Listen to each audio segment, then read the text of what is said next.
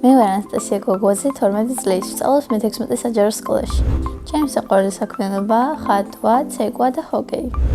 აქედან ყველაზე მეტად მიყვარს ცეკვა. ბავშვობიდან მიყვარს ხატვა და ჩემით ვისწავლე. სავარაუდოდ ხატვა დავიწყე 2 წლის ასაკში. დედა როგორც მიყვება, მაშინ უკვე კარგად ვხატავდი და ვზერძავდი. რა თქმა უნდა, ჩემს ტალანტობებთან შედარებით. ორი თვე არის ჩავაბარე გამოცდა და ახლა ვსწავლობ სახატვრო სკოლაში.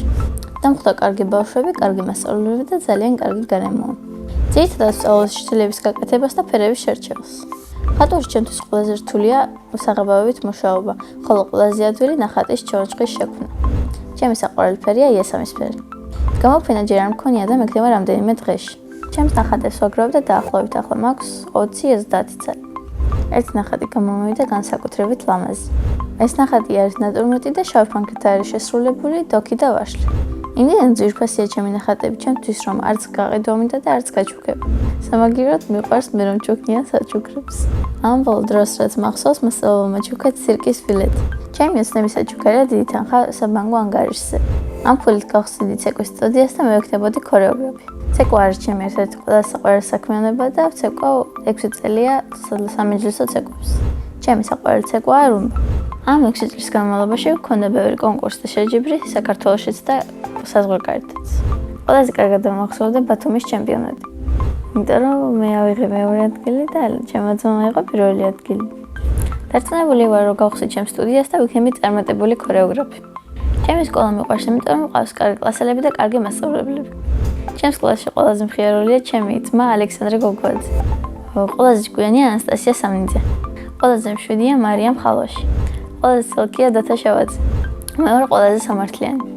ჩემი საყვარელი საგანია ხელოვნება.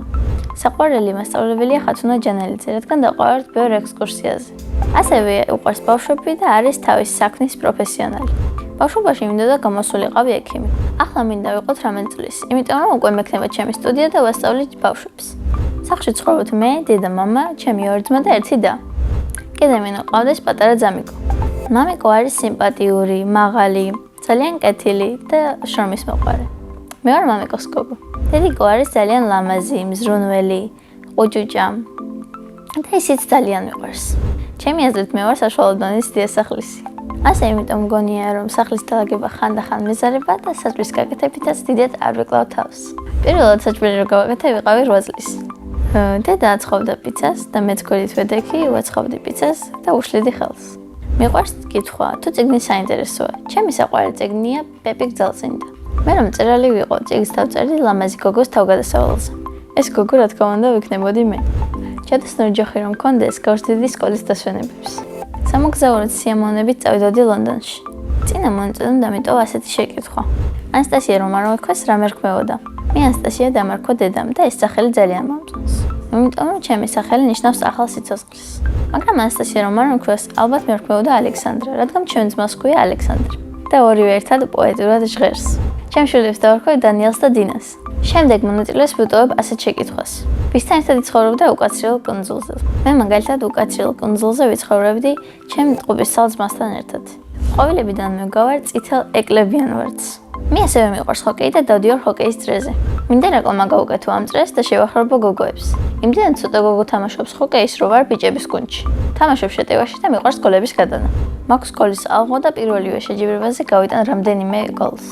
ახლა ვთამაშობ ჩვენ ძმასთან ერთად და ალბათ მექნება ჰოკეის დიდი კარიერა.